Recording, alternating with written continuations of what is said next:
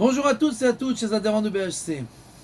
Quand Kalev et Yehoshua reviennent d'Eretz Israël après qu'ils ont vérifié comment est la terre, ils disent au peuple juif: n'ayez pas peur, nous pourrons conquérir cette terre, puisque Sartila me'alehem, leur ombre s'est détachée d'eux.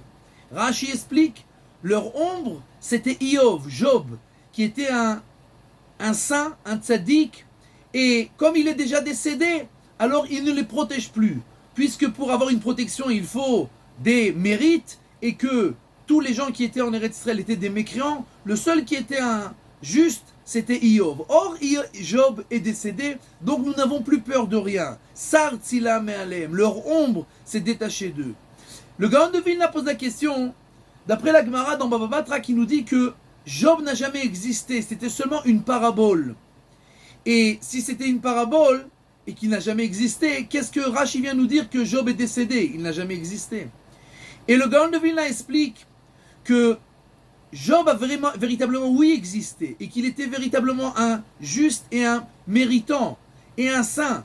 Et Dieu lui-même témoigne de lui qu'il est un Sar Mera, qu'il ne fait que le bien et qu'il est complètement déconnecté du mal.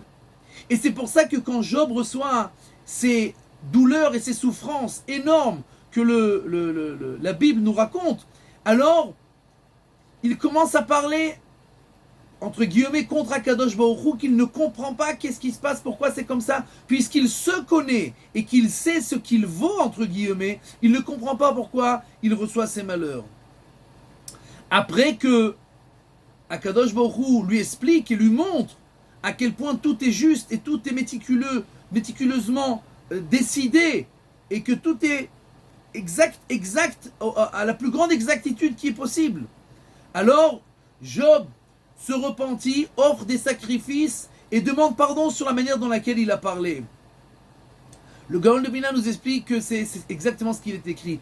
Job n'a jamais existé en tant qu'une personne pour lui-même, il n'était seulement qu'une parabole pour nous.